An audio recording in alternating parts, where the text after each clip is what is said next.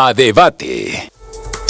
Como es habitual a esta hora aquí en Mega Noticias 3 de la tarde, nos vamos a debate con Anabel Ortega, internacionalista de la Universidad Iberoamericana, y el doctor Ponce Urquiza, profesor de la UNAM y la Universidad Anáhuac, geopolítico y especialista en seguridad internacional. Anabel, doctor Arturo, gracias por estar con nosotros.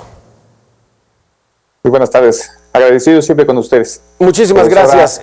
Vamos a comenzar contigo, Anabel Ortega.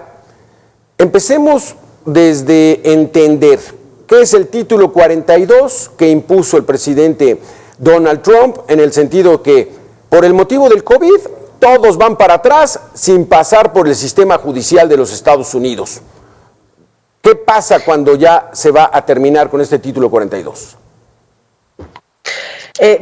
Un saludo a toda la audiencia. Muchas gracias. Este tema que siempre nos hace reflexionar sobre un problema tan serio que tenemos que enfrentar a nivel bilateral.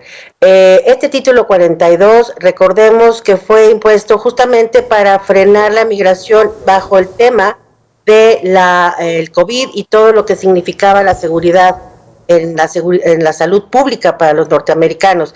Esto generó un entendimiento de que esto era algo excepcional. El COVID, toda la pandemia, era como enfrentar en diferentes ámbitos las consecuencias de muchos temas, no solo la migración. De ahí que, se entendió de alguna manera, se ha extendido y se ha tenido que renovar cada tanto.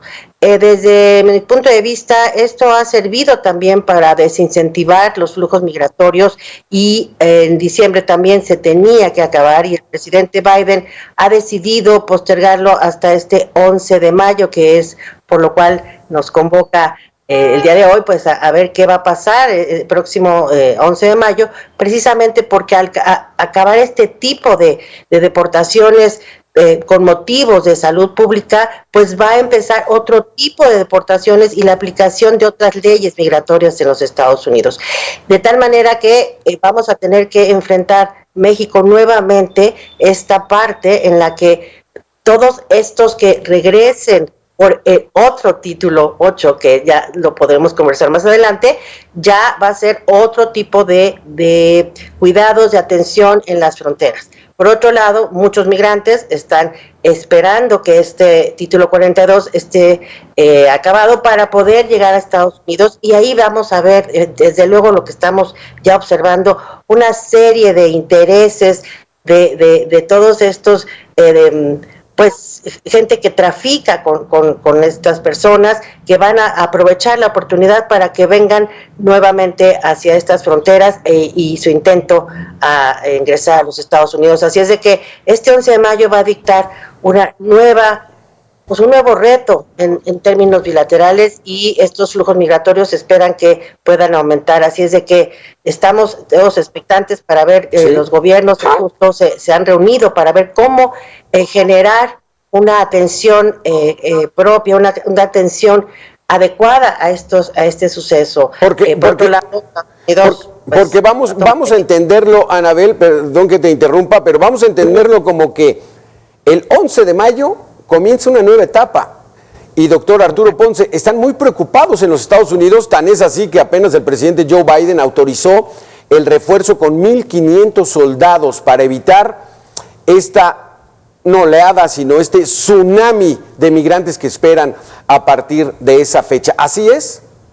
Así es, y en efecto lo que decía mi estimada colega tiene toda la razón. Hay una situación que viene proveniente de las políticas que se establecieron por cuestiones sanitarias a partir del surgimiento del COVID, pero yo quisiera aquí, lo que bien nos refieres, Alberto, esta parte que dices, la cantidad de soldados que van a estar de la parte de la frontera estadounidense y de las que deben de ser las medidas por parte del gobierno mexicano de ir estableciendo una especie de filtros para que no puedan llegar la cantidad desmesurada, que son los cálculos que se tienen, de oleadas de migrantes provenientes de Centroamérica y de Sudamérica, y ahí hay que hacer la acotación.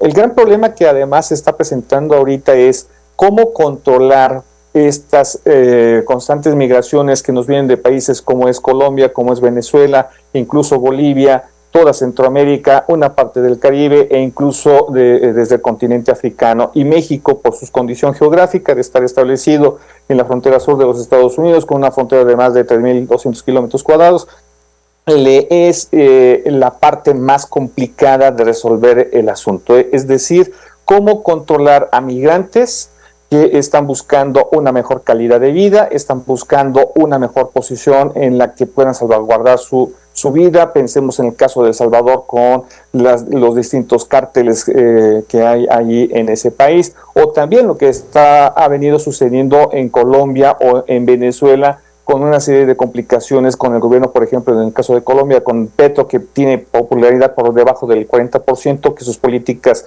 sociales no están siendo, digamos, exitosas. Este tipo de situaciones son las que están preocupando al gobierno de los Estados Unidos, y aquí habría que ver también lo que está prevaleciendo en el mundo. Son elementos, tanto la guerra allá en Ucrania que está llevando a cabo Rusia sobre ese país, los intentos de una China permanentemente agresiva sobre Taiwán.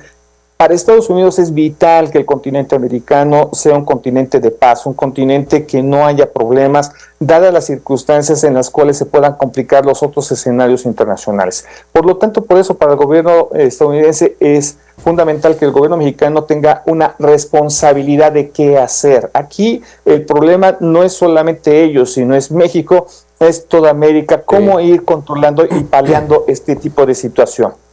Aquí, profesora Anabel Ortega, ¿no sería mejor que México aceptara esa figura que establece Naciones Unidas de que seamos el tercer país seguro?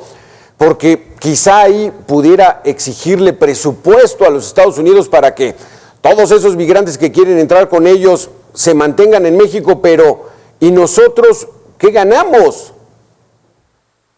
Bueno, nosotros estamos, digamos que en el peor de los mundos, porque justo esta reunión que sucedió el día de ayer habla también de otros países. Por lo tanto, México está perdiendo su capacidad de negociar en lo bilateral la propia migración de los mexicanos, que son nuestra primer encomienda. Lo primero que debemos atender es a los connacionales y a estos deseos que tienen de migrar, para atender no solo a ellos, sino a todas las distintas nacionalidades que están pasando por México.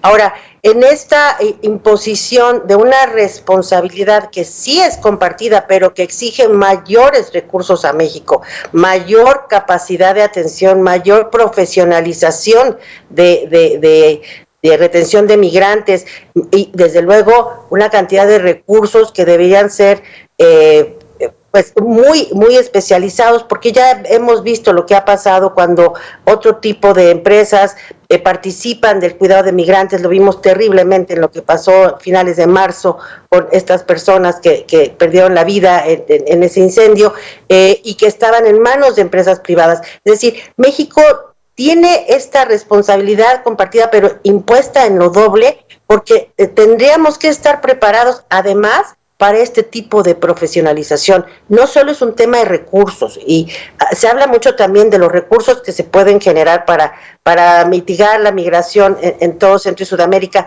pero no es solo un tema de recursos, es un tema de capacidad instalada, de infraestructura y de profesionalismo. México no está en este momento en esas condiciones, y aceptar lo del tercer país seguro te genera una serie de recursos, pero también otros compromisos que tendríamos que ver con mayor detenimiento, y que yo creo que es lo que está haciendo el gobierno mexicano, precisamente porque ya esta condición implica otra serie de responsabilidades mucho más profundas en toda nuestra estructura. Sabemos que también nosotros estamos saliendo de la pandemia, que ha habido cambios profundos en la administración pública propuestos por esta nueva opción política del presidente López Obrador, y que esto significa una serie de cambios también, y no solo de responsabilidades y de leyes, porque también habría que ajustar marcos normativos para poder atender a toda esta serie de migrantes, ya con esa responsabilidad del tercer país seguro. Porque Arturo Ponce, antes del 18, al parecer la migración, como dice Anabel Ortega, de mexicanos hacia los Estados Unidos había bajado. Ya no había tanto la intención de los mexicanos de irse a conquistar el sueño americano.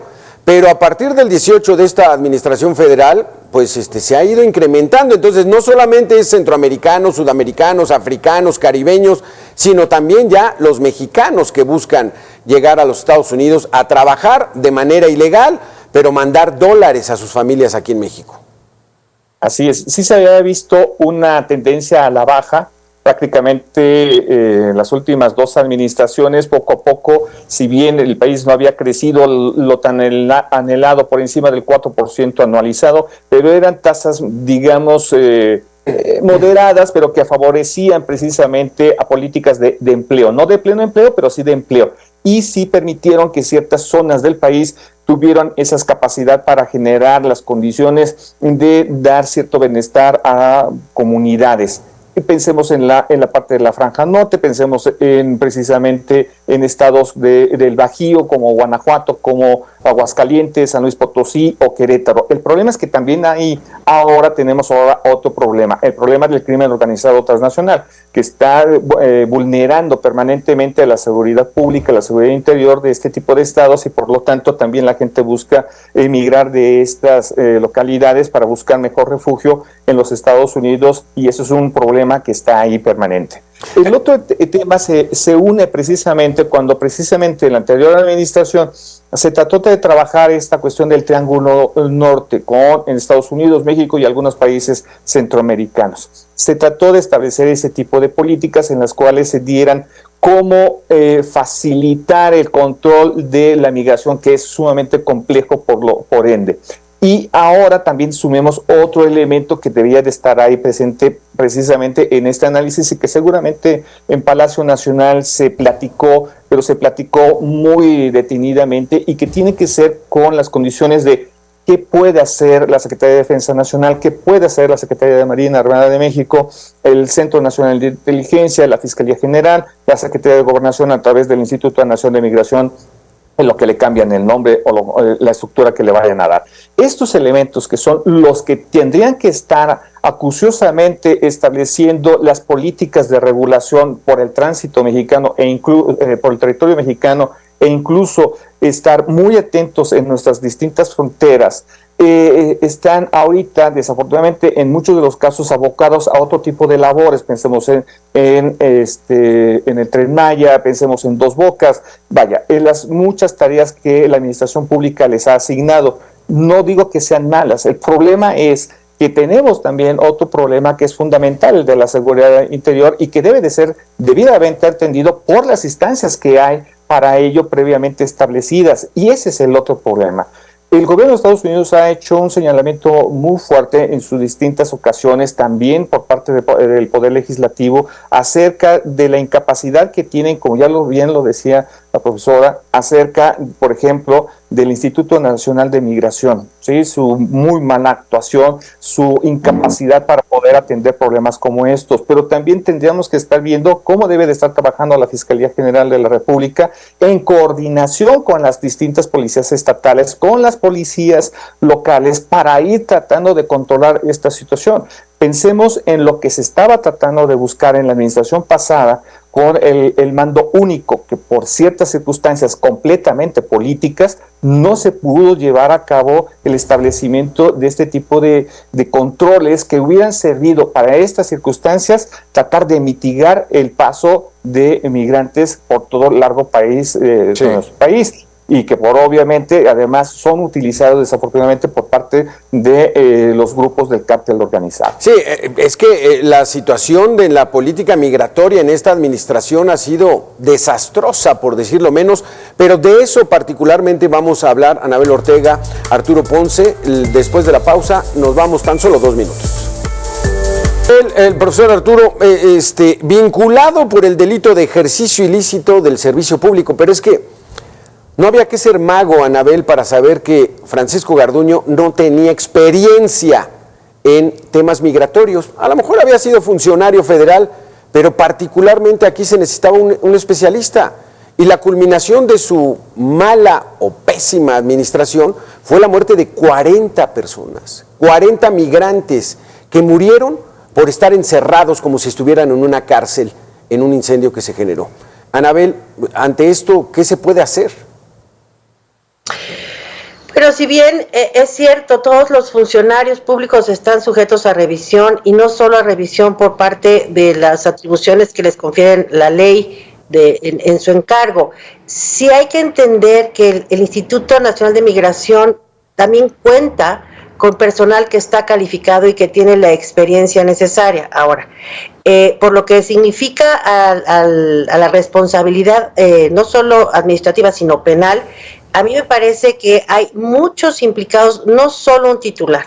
Yo sí creo que en esta situación de carácter, pues ya con tanto pues efecto en vidas humanas, no significa solo las cabezas. Hay una serie de eslabones que deben estar a cargo de labores tan importantes y que deberíamos saber en qué términos se encuentran todas estas personas. Es decir, desde la persona que contrató a esa empresa sin tener las calificaciones necesarias para estar a cargo del cuidado de estos migrantes. Entonces, sí es importante que se juzgue, que se le dé la pena necesaria al titular, pero también a todo este cuerpo de servidores públicos que es muy grande como para llegar a tener este terrible resultado. A eso es a lo que yo me refería. Tenemos que ver una profesionalización en la atención de migrantes.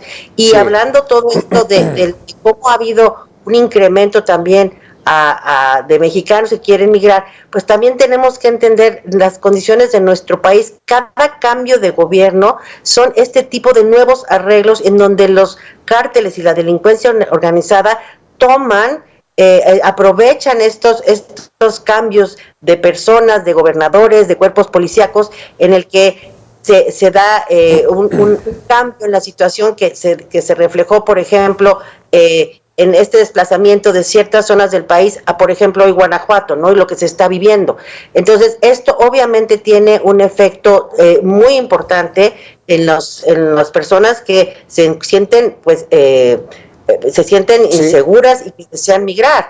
Todos estos acuerdos que en su momento nos estaban ofreciendo para este nuevo gobierno tendría que ver también con las nuevas políticas. Estábamos justo en la configuración de esta Guardia Nacional que hoy vemos en una decisión de la Suprema Corte de Justicia que no tendría la conformación que tiene en el momento y el mando, ¿verdad? Entonces, todo esto pues ha sido caldo de cultivo, desde luego, para muchísimos, para toda la delincuencia organizada y para muchos que aprovechan la situación y traficar con todos los migrantes. No digamos los polleros que están haciendo su agosto desde que empezaron a establecerse estas caravanas de migrantes, donde 4,000, 5,000 personas al mismo tiempo intentan llegar al norte del país desde Tapachula, Chiapas, y entonces ahí sí los polleros son los que se llevan la mejor tajada, Arturo. Pero, pues, ¿cuál profesionalismo hemos visto en el Instituto Nacional de Migración? Se dedican a hacer un retén de personas, los dejan caminar a un poblado 40 minutos, a otro poblado otros 40, 50 minutos, y los regresan, los cansan, los tienen verdaderamente en situación inhumana, Arturo, y no hay nadie que pueda hacer algo. Así es, lo que dice la profesora tiene razón, y son varios factores aquí que debemos muy rápidamente comentar. No dudo que al interior del Instituto Nacional de Migración hay agentes, hay funcionarios de altísimo nivel y además comprometidos con su trabajo y buscar dar un buen trato a los migrantes. No hay duda de ello. El problema es aquí cómo es posible, en términos de imagen pública, de imagen de gobierno, mantener a un personaje al frente de esta institución fundamental para estas circunstancias que ahorita se está reclamando por parte del gobierno de Estados Unidos, que siga elaborando, que siga estando en su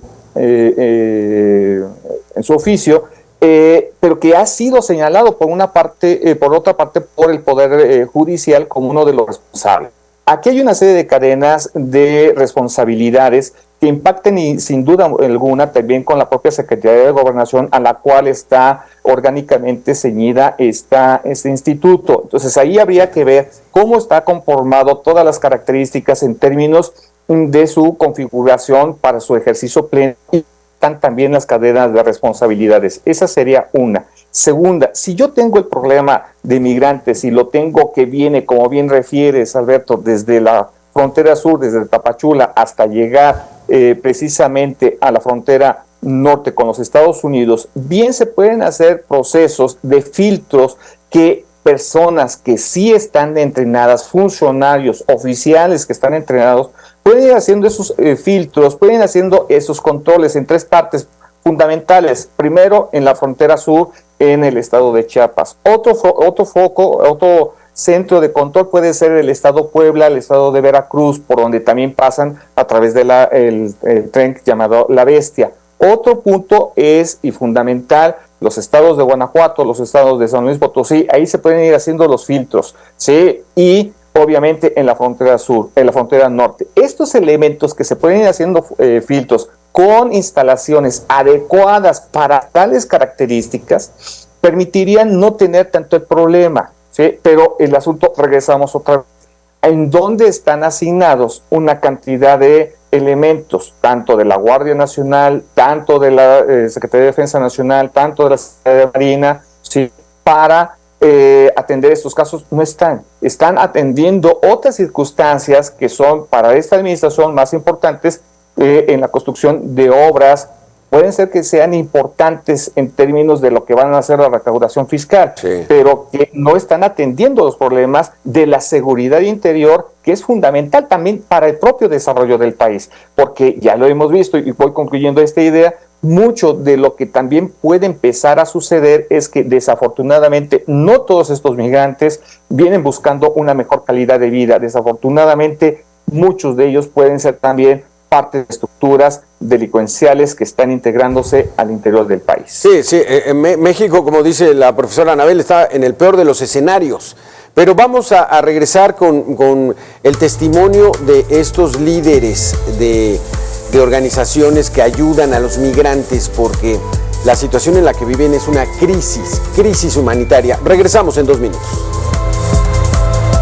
Continuamos con esta mesa de debate. Anabel Ortega, internacionalista de la Universidad Iberoamericana, Arturo Ponce, profesor de la UNAM y de la Universidad de Anáhuac. Vamos a escuchar a uno de los líderes de estos migrantes que los tratan de acompañar, porque dice él, en México no existen políticas de puertas abiertas. Es irónico, porque fue precisamente eso lo que mató a los migrantes en Ciudad Juárez, Chihuahua, que las puertas pues estaban cerradas como si fuera una cárcel. Así lo dice Irineo Mújica Arzate, director de la organización Pueblos Sin Fronteras y organizador del Via Crucis, en entrevista con Paco Ramírez aquí en Mega Noticias. Estos migrantes murieron porque fue un crimen de Estado.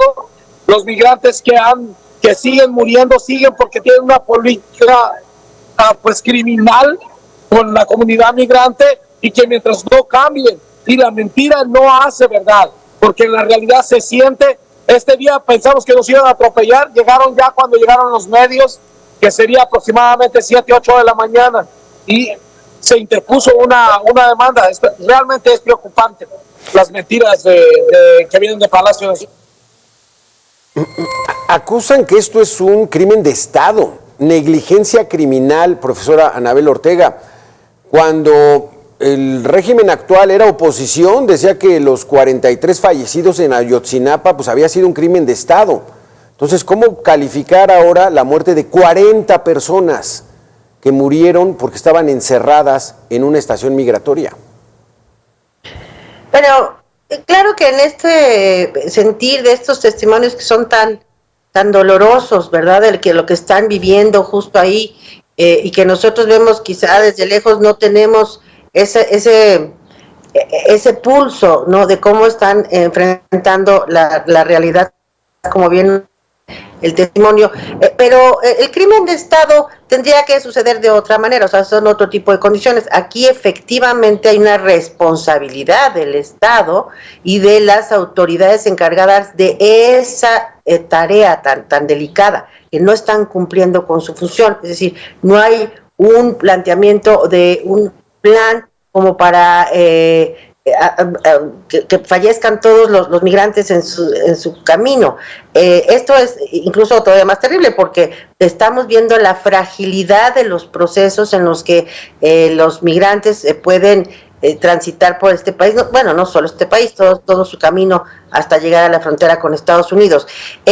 Yo lo que en este caso vería con esta realidad tan dramática es que México no tiene una política migratoria como habíamos dicho, de retener a todos los migrantes. Estamos aceptando unas imposiciones que en este momento, y derivado mucho de la pandemia, sí, ha tenido que ser reactivo y no activo, reaccionar con lo que hay, reaccionar con estos albergues en donde, desde luego, e insisto, no hay esta distinción, no es lo mismo ser un migrante que ser un delincuente o estar deportado en espera de algún trámite a estar deportado por algún delito que se haya cometido. Es decir, están mezclados migrantes, claro, esto sí se dice ilegal, claro, porque están pasando sin papeles, pero que están esperando una oportunidad. No es lo mismo ser un criminal. Entonces, estas facilidades, estos lugares no están acondicionados, y ya lo vimos, para retener, no encarcelar, sí, para retener a las profesora Anabel, por ahí viene el famoso título 8, porque ya del título 42 de la pandemia ya sabemos que el pretexto era por cuestiones sanitarias, todos para México, pero ¿y ahora el título 8? Sí, bueno, el título 8 va a ser ahora sí la detención de aquel que no tenga documentos y que va a ser deportado inmediatamente en condiciones, ahora sí, de cometer un delito. Y esto, desde luego, genera una serie de arbitrariedades también del otro lado, en donde aquellas organizaciones que están en contra de los migrantes van a estar denunciando, va a ser toda una cacería, ¿sí?, de aquellas personas, van a estar totalmente expuestas. Y vimos que el presidente Biden está mandando estos militares, porque es que hay una distinción muy interesante en los Estados Unidos. Ahí no hay un debate todavía nacional entre que si Guardia Nacional o militares. Ellos lo tienen clarísimo, mandan militares, ¿sí?, a cuidar la frontera, y en esta militarización de esa parte de la frontera, pues van a estar totalmente expuestos todos los migrantes que han cruzado. Nada más en el 2022 cruzaron más de 2.76 millones de personas, sí, que en lo que esperan un trámite o no, o están reunificándose con su familia, pueden ser deportados inmediatamente.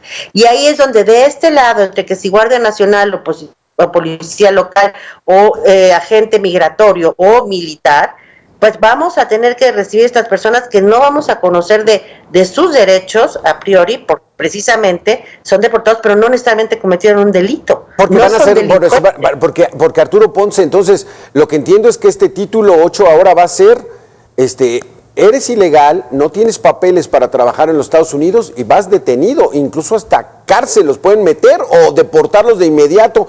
¿Qué les viene a esta pobre gente que está buscando una mejoría en sus vidas?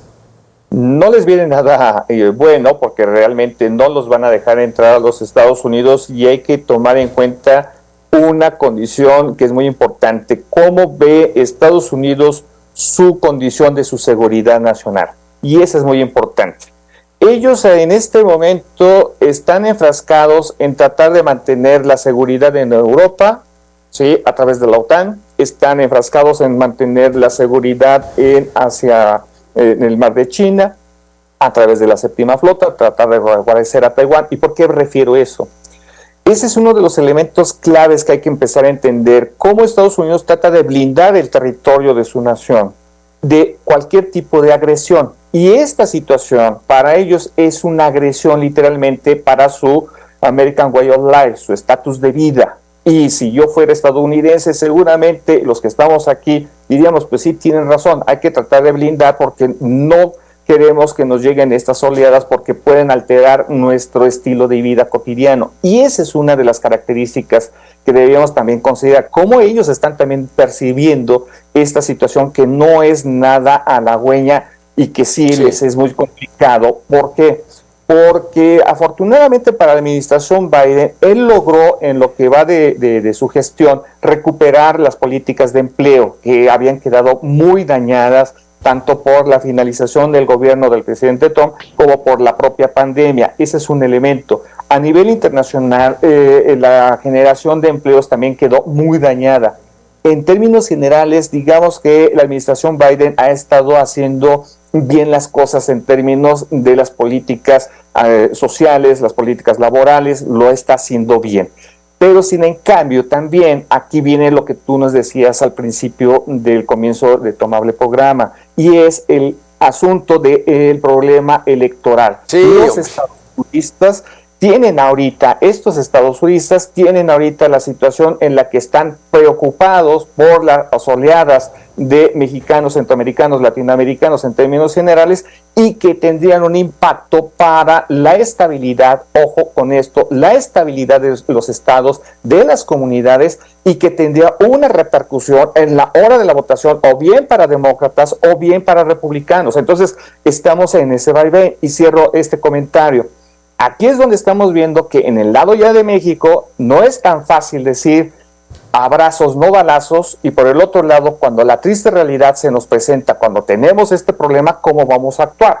Es muy fácil en la diatriba política, en el discurso político mañanero, estar estableciendo pues, las políticas abiertas, que todo mundo entre a México, pero la realidad es otra. México no tiene capacidad para poder asimilar a todos estos migrantes, y ahora, como bien decía la profesora, el problema va a ser qué vamos a hacer con ellos cuando del otro lado no los van a dejar pasar con su propia Guardia Nacional, porque en estos casos normalmente no mandan al ejército, es a la Guardia Nacional estadounidense. Entonces el resultado va a ser, vamos a tener un asunto ahí muy interesante. Elecciones en los Estados Unidos, mala suerte para el gobierno de México y pésima suerte para los migrantes que intenten ingresar a los Estados Unidos. Anabel Ortega, internacionalista de la Universidad Iberoamericana, Arturo Ponce, profesor de la UNAM y la Universidad de Anáhuac, muchísimas gracias por haber estado con nosotros.